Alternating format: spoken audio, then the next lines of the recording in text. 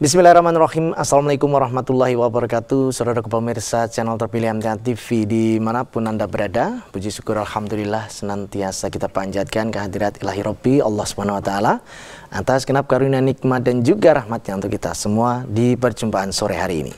Kita jumpa kembali di program unggulan Ustadz Menjawab, dan Alhamdulillah kali ini sudah hadir beliau Ustadz Insinyur Sunarjo yang nanti akan memberikan pelajaran untuk kita bersama, yakni pelajaran haji dan kurban untuk perbaikan diri. Yang nanti di dalamnya kita akan mendapatkan materi tentang husnudzon kepada Allah, yang kedua adalah disiplin, yang ketiga adalah kejujuran, yang keempat terkait dengan bergerak menuju kebaikan, dan yang kelima tidak ketinggalan adalah berkorban. Nanti Anda bisa bergabung bersama kami setelah ada paparan. Silakan Anda bisa bergabung di line telepon 02716793.000, SMS dan juga di WA kami di 08112553.000. Assalamualaikum warahmatullahi wabarakatuh. Waalaikumsalam warahmatullahi wabarakatuh. Kabar baik dan sehat? Alhamdulillah sehat. Alhamdulillah baik. Dari persiapan kurban ini saja, musim haji juga, semoga kita doakan saudara-saudara kita yang ada di Tanah Suci dapat menjalankan semua prosesnya dengan lancar ya Ustaz ya. Tentang haji dan kurban, silakan Ustaz. Assalamualaikum warahmatullahi wabarakatuh. Alhamdulillah hadana li hada wa ma kunna linahtadiya laula an hadanallah. Asyhadu an la ilaha illallah wahdahu la syarikalah wa asyhadu anna Muhammadan abduhu wa rasuluh. Allahumma sholli ala Muhammad wa ala alihi wa ashabihi ajmain. Amma ba'du. Para pemirsa TV MTA dan pendengar radio Persada yang dimuliakan oleh Allah, marilah pertama-tama kita panjatkan puji syukur kehadirat Allah SWT, yang mana sampai detik ini kita masih banyak diberi beberapa kenikmatan. Di antaranya nikmat iman, nikmat Islam, nikmat kesehatan, nikmat hidayah, inayah, serta taufik Allah SWT, sehingga kita bisa bersama-sama mengikuti program Ustadz Menjawab pada sore hari ini. Pada sore hari ini kami akan mengambil tema pelajaran haji dan kurban untuk perbaikan diri pribadi. Ibadah haji adalah ibadah fisik dan kita mengikuti milah Nabi Ibrahim. Pelajaran yang bisa kita ambil dari peristiwa haji dan kurban adalah yang pertama, husnudzon kepada Allah. Jadi kita harus berprasangka baik kepada Allah, yakni dengan sabar, dengan ikhlas, tawakal kepada Allah, dan apapun yang ditakdirkan dari Allah untuk kita terima dengan besar hati. Dan ini pun sudah dicontohkan oleh Nabi Ibrahim beserta keluarganya. Apapun yang diperintahkan oleh Allah itu selalu taat melaksanakan. Maka diabadikan Allah di dalam Al-Quran, qad kanat lakum uswatun hasanatun fi Ibrahima walladzina ma'ahu. Sungguh telah ada suri toladan untuk kamu dari Ibrahim dan orang-orang yang mengikutinya. Lah orang yang mengikutinya ini adalah istrinya, anaknya, ini orang-orang yang mengikuti dan juga umat-umatnya. Maka kita harus husnudzon kepada Allah. Dan di dalam sabda Rasulullah, Allah juga berfirman, sesungguhnya hambaku itu tergantung dari prasangka kepadaku. Ana inda dzoni abdi bi. Jadi kalau kita itu berprasangka baik kepada Allah, maka Allah pun akan memberikan kita kebaikan-kebaikan. Kalau kita berprasangka buruk kepada Allah, ya Allah pun juga akan membalas prasangka buruk itu. Contohnya misalnya, kita sudah lama berdoa tetapi belum dikabulkan. Kemudian kita berucap, ini Allah itu sebetulnya ada atau tidak. Nah ini kan suudzon kepada Allah. Kita sudah berupaya, berkarya, banting tulang dan lain sebagainya, kok masih miskin, tetapi teman saya kok enak-enak bisa kaya. ini kemudian dia berprasangka buruk, Allah itu tidak adil. Lah ini kesalahan yang besar bagi kita. Maka kesimpulan dari husnudzon adalah apapun yang diperintahkan oleh Allah berupa perintah. Kalau Allah memerintahkan segala sesuatu, itu dikandung maksud Allah itu cinta kepada hambanya. Kalau hambanya itu melaksanakan perintah-perintah Allah, maka Allah pun akan memberikan kehidupan yang baik di dunia maupun di akhirat. Demikian juga kalau Allah melarang sesuatu, itu dikandung maksud Allah itu cinta kepada hambanya.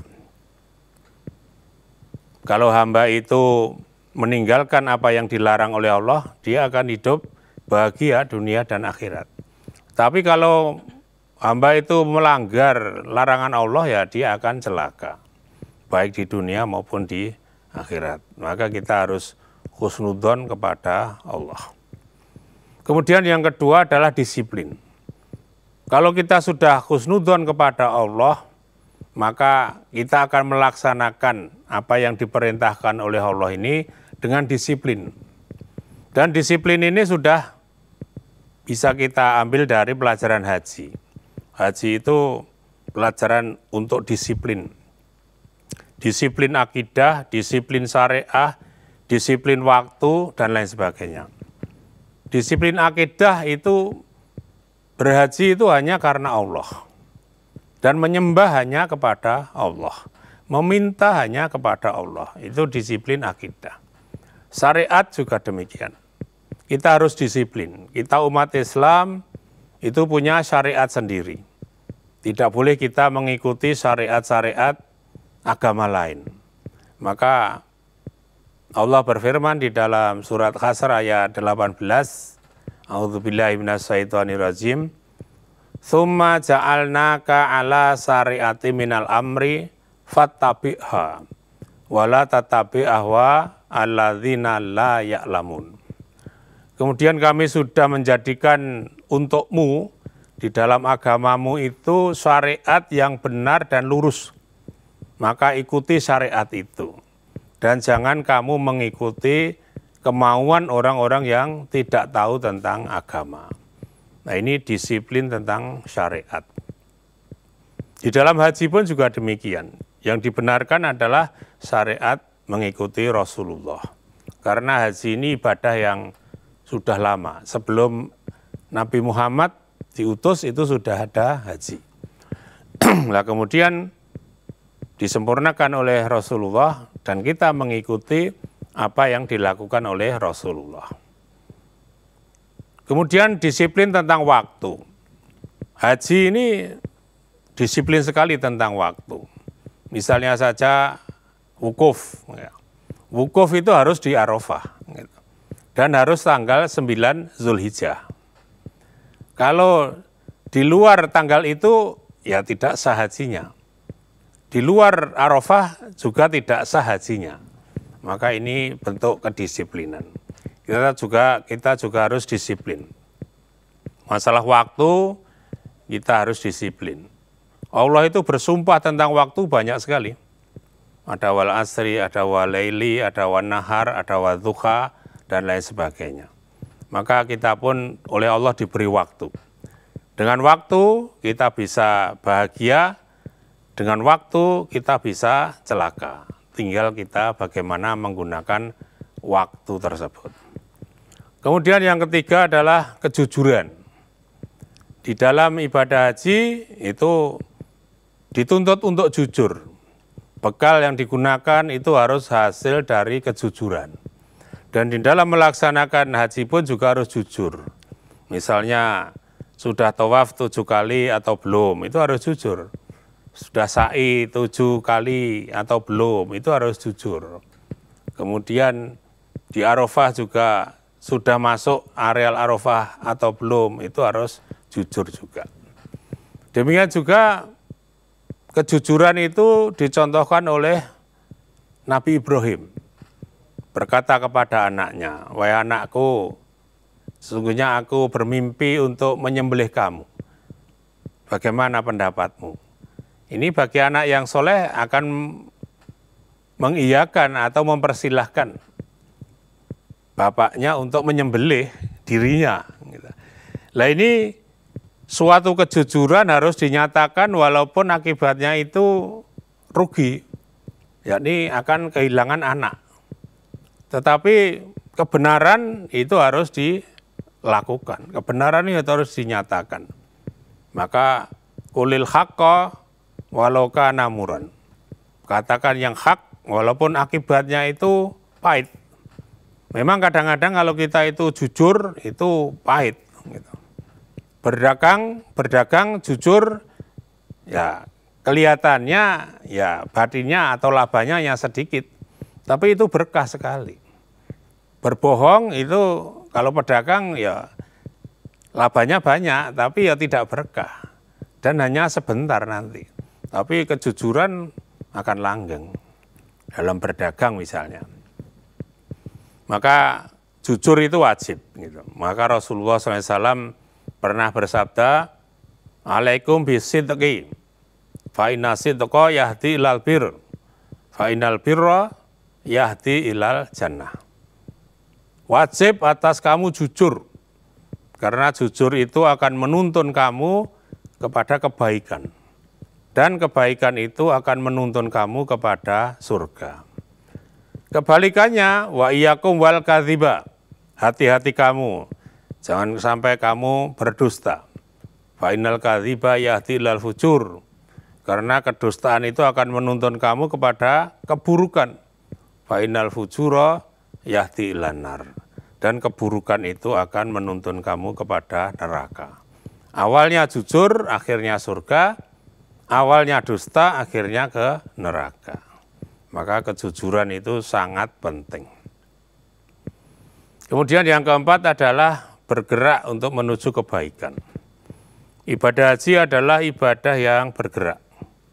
Bergerak dari rumah ke asrama haji, dari asrama haji ke bandara, dari bandara Solo misalnya ke Jeddah atau ke Madinah, kemudian ke Mekah, kemudian bergerak untuk tawaf, bergerak untuk sa'i, bergerak untuk ke Arafah, bergerak untuk jumroh, dan lain sebagainya. Itu pelajaran pergerakan yang kita ambil. Dan dari rangkaian ibadah haji, itu pergerakan yang paling sulit atau paling berisiko adalah lempar jumroh. Dari dahulu sampai sekarang itu kalau ada acara lempar jumroh itu ada kurban. Dan ini juga lempar jumroh itu kalau kita mengambil pelajaran ya yang paling berat. Jumroh itu melempar, jadi membuang kemusyrikan, membuang kebohongan, membuang kesombongan, membuang riya, membuang kezaliman itu kan berat. Gitu. Dan juga simbol dari jumroh adalah melempar musuh atau melempar setan. Dan kita pun juga yang terberat itu juga. Jadi untuk menjadikan setan sebagai musuh itu sangat berat. Bahkan ada yang menjadikan setan sebagai teman, ada yang menjadikan setan sebagai saudara, ada yang menjadikan setan sebagai pemimpin malahan. Nah, maka rangkaian pergerakan ini pelajaran besar bagi kita. Untuk baik ya harus bergerak. Maka dalam surat Ar-Ra'd ayat 11 itu, innallaha la yughayyiru ma biqaumin hatta yughayyiru ma bi anfusihim. Sesungguhnya Allah tidak akan merubah nasib suatu kaum kalau kaum itu tidak mau merubahnya sendiri. Maka kita harus bergerak. Sebagai seorang Islam jangan pasif. Harus bergerak mencari ilmu, bergerak mencari hidayah, bergerak mencari nafkah, bergerak untuk amar ma'ruf, bergerak untuk nahi mungkar, dan lain sebagainya. Maka perlu pergerakan. Kemudian pelajaran yang kelima adalah jiwa berkorban. Jadi hari raya korban itu adalah hari raya penyembelihan. Korban itu dari koruba yakrobu kurbanan wakir banin. Artinya mendekatkan diri kepada Allah dengan cara berkurban, yakni menyembelih kambing ataupun sapi. Maka untuk berkorban itu yang diterima itu hanya orang-orang yang ikhlas saja. Hanya orang-orang yang takwa saja. Jadi tidak untuk kesombongan berkorban itu, besar-besaran hewan, gemuk-gemukan hewan, nah itu banyak-banyakan hewan itu tidak. Tetapi yang diterima oleh Allah adalah karena takwanya. Maka dalam surat Al-Hajj ayat 37 itu, la yanalallahu luhumuha wala dima'uha walakin yanaluhut taqwa minkum. Allah itu tidak akan menerima dari darah maupun daging korbanmu, akan tetapi yang diterima oleh Allah adalah karena ketakwaanmu. Maka jiwa berkorban itu harus kita pupuk terus. Orang yang mau berkorban itu adalah orang yang tahu bahwa hari esok itu lebih baik dari sekarang. Akhirat itu lebih penting daripada dunia ini. Sehingga dia berani mengorbankan dunianya untuk akhiratnya. Itu untuk kebaikan diri maupun masyarakat juga begitu. Negara juga begitu. Kalau rasa berkorbannya sudah hilang, maka ya tidak ada akan kebaikan. Untuk kebaikan diri juga harus berkorban. Untuk berangkat ngaji misalnya, ini juga harus berkorban. Korban waktu, korban tenaga, korban pikiran, korban harta. Ini memang untuk kebaikan diri harus berkorban. Untuk kebaikan anak pun orang tua juga harus berkorban. Kalau tidak, ya cita-cita anak tidak akan sampai ke cita-citanya. Misalnya saja anak minta uang saku, orang tua tidak memberi, ya sudah repot. Orang tua tidak memperhatikan anaknya, bagaimana pakaiannya, bagaimana bukunya, bagaimana nanti perjalanannya, bagaimana makannya. Ini kan pengorbanan orang tua agar supaya anaknya itu sukses untuk mencapai pendidikannya yang diinginkan. Itu saja kita harus berkorban. Orang pondok itu pun juga pengorbanan yang luar biasa. Maka santri-santri pondok itu saya acungi jempol. Jadi dia itu berani mengorbankan masa bermainnya untuk mencari ilmu, untuk menghafal Al-Quran, untuk mempelajari Al-Quran, dan untuk mempelajari ilmu-ilmu yang lain. Berani mengorbankan waktunya, tenaganya, pikirannya. Wayah dolan tidak dolan, wayahnya anak muda itu main-main, dia tidak main-main. Itu pengorbanan yang luar biasa. Dan pengorbanan ini kalau diabaikan ya semuanya akan hancur. Bangsa pun kalau tidak ada yang mau berkorban ya akan bangsa yang hancur. Nah, maka ini untuk introspeksi kepada kita semuanya. Jangan sampai kita itu istilahnya hanya obah-opah. Jadi kalau ada opahnya ya baru obah. Maka kita seorang muslim itu harus obah lillah. Kita obah itu harus karena Allah. Kita harus ingat Allah. Diam ingat Allah, kita bergerak juga ingat Allah. Dan kita harus berani mengorbankan apa yang kita miliki ini. Maka Allah pun juga berfirman, Ya ayyuhalladzina amanu ittaqullah wal tangdzur nafsum ma qaddamat liqad wattaqullah. Innallaha khabirum bima ta'malun. Wahai orang-orang yang beriman, bertakwalah kamu kepada Allah. Dan wajib bagi kamu memperhatikan apa yang sudah kamu amalkan untuk akhirat. Dan bertakwalah kamu kepada Allah. Sesungguhnya Allah itu maha teliti dari apa yang kamu kerjakan. Ya, itu Pak Tommy sebagai mukadimah dari acara program Ustadz Menjawab pada sore hari ini.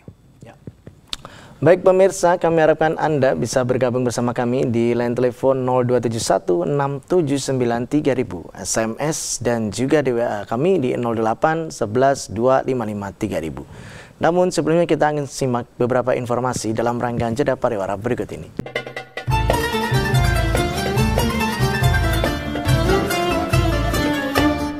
Baik saudaraku pemirsa channel terpilih MTA TV dimanapun Anda berada, terima kasih Anda masih setia bersama kami khususnya di program unggulan Ustadz Menjawab sore hari ini.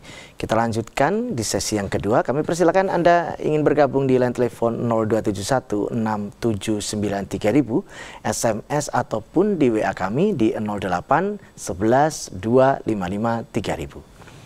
Kita bacakan dulu saja, ada di WA pertanyaan dari saudara kita yang ada di Karanganyar. Menanyakan apakah ada Ustadz doa yang bunyinya Allahumma zurnat taqwa wa husnal khotimah. Demikian Ustadz. Iya. Jadi semua doa itu kalau baik ya boleh-boleh saja. Apakah bahasa Arab atau Arab di bahasa Indonesia kan, atau Indonesia diarabkan. Selama itu baik, ya dipersilahkan. Itu Mas Tommy. Ya. Kemudian berikutnya dari Ibu Swati di Sulawesi Selatan. Ustadz, saya melihat seorang ibu yang sudah paruh baya itu melantunkan ayat-ayat suci Al-Quran. Dan beliau itu ternyata seorang tunanetra.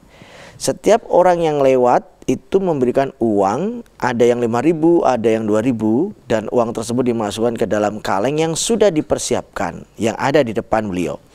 Pertanyaannya, apakah yang demikian itu termasuk orang yang menjual ayat-ayat Al-Quran, atau bagaimanakah hukum yang demikian, Ustaz? Ya, yang pertama adalah meminta-minta. Itu dengan maksud kan meminta-minta. Meminta-minta itu dalam Islam juga dilarang, gitu. Jadi meminta-minta itu seperti mengumpulkan bara api neraka. Maka di dalam Islam dilarang untuk minta-minta. Kemudian yang kedua, meminta-minta dengan membaca ayat. Nah, ini berarti dia ya kategori itu menjual ayat dengan harga yang rendah. Gitu. Ini kalau orang di luar Islam melihat seperti itu ya akan mencibir, oh ternyata Islam itu begitu, akan merendahkan Islam, dan itu merugikan dakwah. Maka perlu didekati, dinasihati, kemudian ya disantuni, agar supaya tidak meminta-minta dan juga tidak menggunakan ayat-ayat untuk meminta-minta tersebut. Ya gitu Pak Tom. Ya. Baik, kita berada di line telepon. Kami persilakan di 6793000. Halo, assalamualaikum. Waalaikumsalam warahmatullahi wabarakatuh. Ya, silakan Bapak Abu Sada di Pontianak. Assalamualaikum warahmatullahi wabarakatuh, Ustaz. Waalaikumsalam warahmatullahi wabarakatuh. Mohon tausiahnya Ustaz tentang doa sore itu. Bacanya itu apakah bisa asar, apakah bisa maghrib yang Allahumma bika amsayna wa bika asbahna wa bika nahya wa bika namutu wa ilaika nusyur itu dibaca masuk asar atau sudah maghrib Ustaz? Karena kan itu kan terangkan doa ketika masuk waktu sore aja. Jadi yang ada dibaca yang tepatnya menurut tuntunan itu pada waktu itu Ustaz, apakah asar apakah maghrib? Atas tahu saya, terima kasih. Assalamualaikum warahmatullahi wabarakatuh. Waalaikumsalam warahmatullahi wabarakatuh. Itu bacaan sore hari. Jadi menjelang maghrib ya itu lebih afdol gitu. Kalau sudah maghrib itu sudah berganti hari. Maka kalau ingatnya kapan ya itulah. Jadi pokoknya masih sore lah. Ketika sore hari kita membaca doa itu. Dan insya Allah Maha tahu gitu. Dan itu menjadi kebaikan bagi kita semuanya. Begitu. Ya. Berikutnya dari WA kembali dari Ibu Ani di Banyumas ya. Ustadz, mohon nasihatnya, saya itu menderita sakit 18 tahun. Hanya berbaring, tidak bisa bangun. Saya tidak punya teman yang baik semua saudara saya pada cuek dan tidak perhatian serta bakhil. Kalau diajak, diingatkan itu tidak suka. Semuanya menolak Quran Sunnah karena Islam KTP. Mohon nasihatnya, Ustaz. Ya, jadi pertanyaan ini ya agak aneh gitu. Jadi menyatakan dirinya sakit 18 tahun tidak bisa bangun, kemudian tiap harinya yang membantu siapa? Pasti kan ya juga ada bantuan orang lain. Kemudian kalau ini penjenengan kemudian mengkritik ya saudara-saudaranya kok bakhil, kok diajak untuk Quran Sunnah tidak mau, ya mungkin caranya juga ya perlu ada cara untuk mau kepada Quran Sunnah. Jadi jangan suudzon gitu.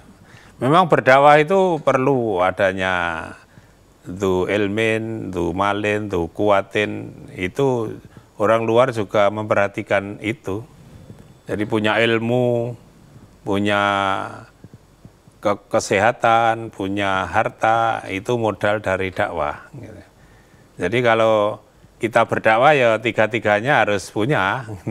Ilmu kalau tidak punya ya untuk berdakwah juga tidak bisa. Punya ilmu, punya harta, gitu. Tapi badan sakit ya juga sulit untuk berdakwah. Maka ibu ya ini ya. Ya, betul. Nah, ini perlu sabar. Ini ujian dari Allah. Yang paling penting adalah justru untuk perbaikan diri sendiri gitu. Di dalam sakit ini gitu. Mudah-mudahan Allah segera memberi kesembuhan. Dan juga dalam keadaan sakit ini memang ya fadilahnya memang banyak juga gitu. Ada manfaat dari sakit itu. Banyak mengingat Allah, banyak istighfar, banyak ya introspeksi diri, banyak mendekatkan diri kepada Allah gitu. Nah, itu yang perlu kita lakukan ketika kita sedang sakit. Dan orang sakit itu sedang dekat dengan Allah dan jauh dari setan gitu. Setan itu mau mendekat orang sakit itu ya males gitu. Diajak maksiat tidak mau, diajak judi tidak mau, diajak mabuk tidak mau, diajak zina apalagi gitu. Ini keadaan orang sakit itu sedang dekatnya kepada Allah. Dan juga minta doa orang yang menjenguk. Dan juga yang menjenguk minta doa orang yang sakit tersebut. Ini yang perlu perbaikan justru diri sendiri. Jangan ngoreksi orang lain dulu. Begitu Pak Tommy. Ya. Baik, berikutnya dari Ibu Asma di Tangerang. Ustadz, bagaimanakah caranya untuk bangkit dari kesedihan? Dan juga cara untuk mengikhlaskan serta menguatkan diri dan anak-anak atas meninggalnya ayah mereka. Yeah. Jadi kita husnudzon kepada Allah. Jadi apapun yang diperbuat oleh Allah untuk kita, itu pasti baik bagi kita. Termasuk kematian suami ibu. Ini pasti ada fadilahnya. Ada kebaikan di balik itu. Ya kadang-kadang kita belum tahu. Untuk anak juga demikian. Mungkin dengan meninggalnya bapak ini kemandirian anak itu lebih luar biasa daripada yang selalu ditunggu oleh orang tua. Dan ini juga dicontohkan oleh Rasulullah. Mengapa Rasulullah itu ya ketika belum lahir bapaknya sudah meninggal. Kemudian ketika lahir baru umur masih anak-anak ibunya sudah meninggal. Ini untuk menguatkan mental. Mental Rasulullah itu. Lah ini harus kita tiru yang seperti itu. Gitu. Masuk kepada anak-anak kita beritahu sejarah Nabi. Gitu. Karena Rasulullah itu ya uswatun hasanah. Gitu. Dalam surat Al-Ahzab ayat 21 itu kan laqad kana lakum fi Rasulillahi uswatun hasanatun liman kana yarjullaha wal yaumal akhira wa dzakarallaha katsira. Sungguh telah ada suri teladan yang baik dari Rasulullah. Untuk siapa? Untuk orang-orang yang ingin mendapatkan rahmat dari Allah. Dan untuk orang yang percaya kepada hari akhir. Dan untuk orang yang ingin mengingat Allah dengan banyak. Itu. Maka termasuk peristiwa yang terjadi pada ibu ini ikuti Rasulullah. Jadi Rasulullah itu ditinggal orang tuanya itu kan untuk gembleng mental. Demikian juga anak-anak ibu. Demikian juga ibu ini gitu. Untuk menguatkan mental. Dan kita husnudzon pada Allah. Apapun yang diperbuat oleh Allah pasti baik bagi diri kita maupun keluarga kita. Dan kita harus selalu mendekatkan diri kepada Allah. Itu Mas Tommy. Ya. Kemudian dari Ibu Sri di Solo, Ustadz, apakah ada amalan bulan Dzulhijjah? Apakah ada puasa sunnah tarwiyah? Apakah ada tuntunannya, Ustadz? Demikian. Ya, selama yang kami tahu bulan Dzulhijjah itu ya puasa Arafah itu. Gitu. Sumu Arafatu yukafiru sanatain madiyatan wa mustaqbilatan. Puasa satu hari di hari Arafah itu Allah akan menggugurkan dosa-dosa 2 tahun. 1 tahun yang lalu dan 1 tahun yang akan datang. Ini hadis yang kami ketahui itu. Adapun tarwiyah ya belum kami ketahui. Itu Pak Tommy. Ya, demikian Ibu Sri ya di Solo, semoga bisa dipahami. Dan berikutnya mohon pencerahannya Ustadz, kalau ada makmum masbuk ketinggalan Al-Fatihah sementara masih mendapatkan ruku, apakah harus menambahkan 1 rakaat lagi Ustadz? Iya. Iya, jadi sholat itu kan harus ada Al-Fatihahnya. La sholata liman lam yakra bi fatihatil kitab. Tidak dianggap sholat kalau tidak membaca Al-Fatihah gitu. Jadi kalau dalam 1 rakaat itu belum ada Al-Fatihahnya ya kita namanya belum lengkap gitu. Sebetulnya itu ya hadisnya sama tapi pemahamannya yang berbeda gitu. Hadisnya kan barang siapa mengikuti imam gitu. Kemudian man atrok ngata rok ngatan ma'al imami fakot atrokas sholah. Barang siapa sholat bersama imam, dia mendapatkan rokngatan, gitu. Maka itu dia sudah mendapatkan sholat. Nah, rokngatan di sini satu ada mengartikan itu ruko, gitu. Jadi barang siapa sholat bersama imam sudah mendapatkan ruko, dia dianggap sudah mendapatkan sholat. Lah rokngatan yang satu diartikan rakaat. Jadi barang siapa sholat bersama imam 1 rakaat ya sudah sempurna 1 rakaat. Lah 1 rakaat ini ada Al-Fatihah, gitu. Ada ruko, ada yaitu sujud, i'tidal sujud. Nah, maka pertanyaan seperti ini kan ada dua pendapat, gitu. Maka kalau kita ya berpendapat yang kedua ini, jadi rakaatan itu 1 rakaat. 1 rakaat itu ya harus ada Al-Fatihah. Nah, kalau belum ada Al-Fatihahnya ya maka perlu ditambah kalau masbuk itu. Yeah. Ya, baik. Kemudian dari Bapak Suyoko di Klaten menanyakan bacaan ruku dan sujud itu apakah ada batasan jumlahnya Ustadz? Apakah ada batasan jumlah bacanya? Demikian. Iya, tidak ada gitu. Jadi bacaan ruko, bacaan sujud itu tidak ada batasan bacaannya dan juga tidak membatasi. Gitu. Jadi misalnya 3 kali, ya itu ya tidak harus 3 kali. Ada yang 10. Nah kalau kebiasaan gitu, Umar gitu, atau ya putranya Umar itu Abdullah bin Umar itu kan itu sholatnya seperti sholat Nabi. Jadi mirip lah yang mendekati itu. Jadi dalam rukuknya 10 tasbih, dalam sujudnya 10 tasbih. Itu peristiwa. Tidak harus 10. Dan misalnya 1 ya boleh, 3 boleh, 10 boleh, atau bilangan berapapun boleh. Begitu Pak Tommy. Ya. Kita lanjutkan dari Bapak Supriyono di Batang menanyakan, mohon tausiahnya Ustadz. Yang pertama, apakah anak hasil dari nikah siri itu berhak mendapat warisan dari ayahnya Ustadz? Kemudian yang kedua, untuk anak tersebut di atas, bin atau bintinya ibu atau ayah?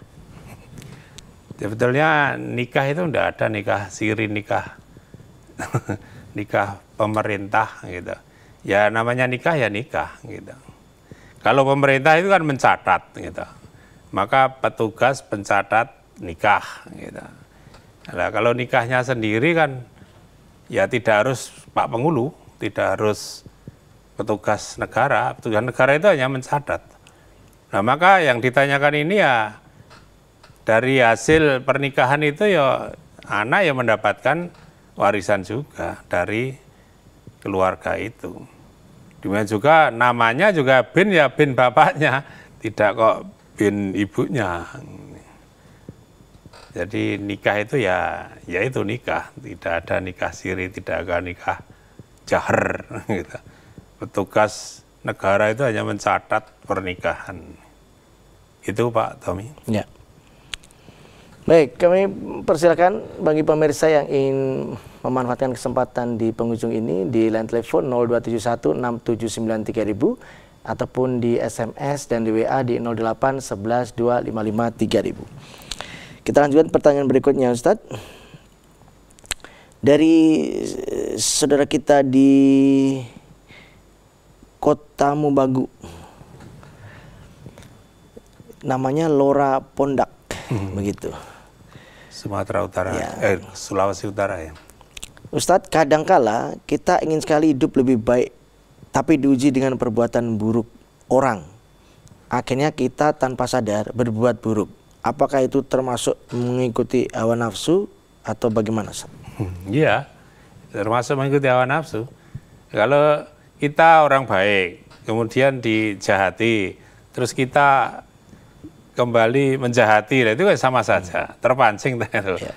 Maka kalau kita didolimi orang lain, ya kita memaafkan. Wal kadhiminal ghaidha wal afina aninnas gitu. Orang takwa itu harus punya sifat bisa menahan marah dan mudah memaafkan orang lain. Nah ini kan diejek terus marah, genti membalas. Nah itu namanya terpancing. Nah, terpancing itu termasuk mengikuti hawa nafsu. Maka jangan mudah terpancing, gitu. Sabar. Gitu. Itu Mas Tommy. Ya. Baik Ustadz, sekiranya sudah di penghujung perjumpaan kali ini, ada yang bisa disampaikan sebagai nasihat, silakan. Oke, jadi bulan ini adalah rangkaian untuk ibadah haji dan kurban. Hari ini sudah banyak saudara-saudara kita dari Indonesia yang sudah berangkat untuk menunaikan ibadah haji, dan mudah-mudahan saudara-saudara kita yang menunaikan ibadah haji ini mendapatkan haji yang mabrur.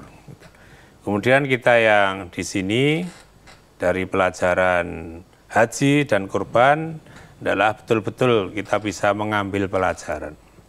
Husnudon pada Allah, disiplin dalam segala hal, jujur dan aktif bergerak, jangan pasif, dan rela berkorban. Maka orang yang berkorban, mau berkorban, itu berarti orang yang ingin hidup bahagia nanti di akhirat. Yakin bahwa kehidupan yang akan datang itu lebih penting daripada kehidupan yang sekarang ini. Maka perlu adanya pengorbanan. Begitu Pak Tommy. Ya. Kami sampaikan terima kasih atas pelajaran dan tausiahnya sore ini Ustaz. Assalamualaikum warahmatullahi wabarakatuh. Waalaikumsalam warahmatullahi wabarakatuh. Baik saudaraku pemirsa channel terpilih MTA TV dimanapun Anda berada, demikian tadi telah kita simak dan ikuti bersama program unggulan Ustadz Menjawab sore hari ini. Kita jumpa kembali di kesempatan mendatang. Saya Tamel Fatoni pamit undur. Alhamdulillahirrabbilalamin. Subhanakallahumma wa bihamdika asyhadu an la ilaha illa anta astaghfiruka wa atubu ilaik. Assalamualaikum warahmatullahi wabarakatuh.